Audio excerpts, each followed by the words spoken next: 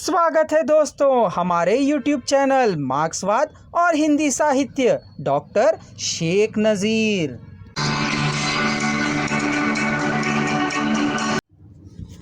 द्वंद्वात्मक भौतिकवाद।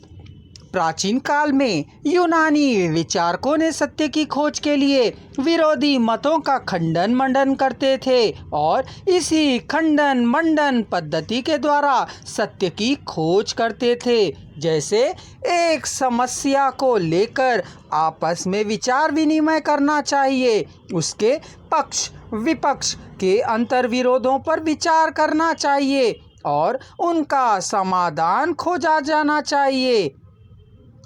इस प्राचीन युगीन विचारकों के बाद अर्थात 18वीं शताब्दी के अंत में तथा 19वीं शताब्दी के आरंभ में जर्मन आदर्शवादी दार्शनिक विचारकों का ध्यान इस द्वंद्व की ओर उत्कृष्ट हुआ।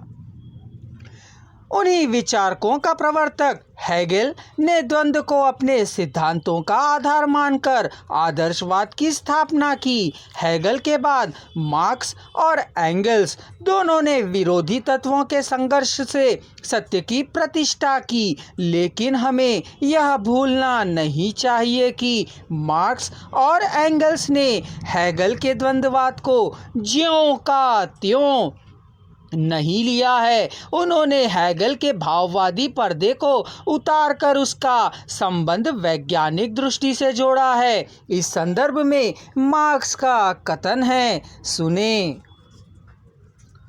मेरी द्वंद्ववादी पद्धति हेगेलवादी पद्धति से न केवल भिन्न है, अर्थात चिंतन की प्रक्रिया जिसे विचार दी आइडिया के नाम से उसने एक स्वतंत्र कर्ता तक बना डाला है, वास्तविक संसार का सृजन कर्मी है और वास्तविक संसार विचार का बाहरी इंद्रियमान्य रूप मात्र है। इसके विपरीत मेरे लिए विचार इसके सिवा और कुछ नहीं है कि भौतिक संसार मानव मस्तिष्क में प्रतिबिंबित होता है और चिंतन के रूप में बदल जाता है।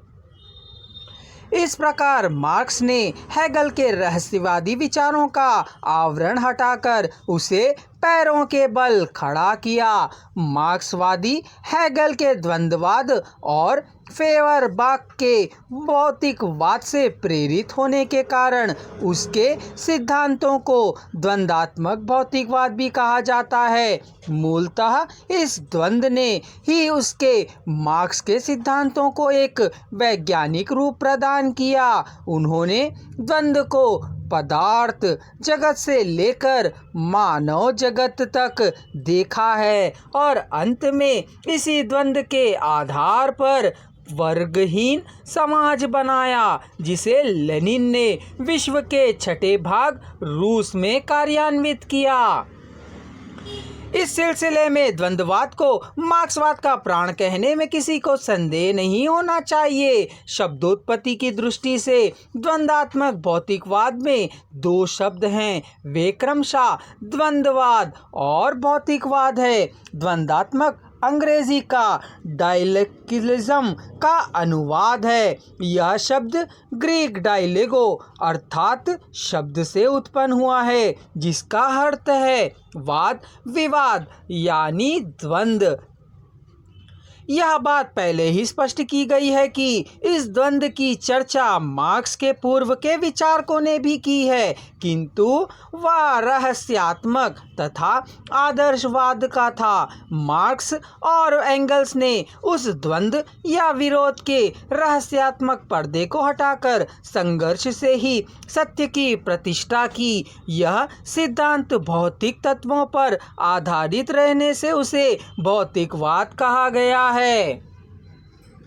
मार्क्सवाद के अनुसार भूत की प्रकृति द्वंद्वात्मक है। वह द्वंद्व उसी के विकसित तत्वों में रहकर निरंतर गतिशील, विकासशील तथा परिवर्तनशील होता है, अर्थात संसार का हर वस्तु स्वयं स्वतंत्र न होकर निरंतर परिवर्तनशील है।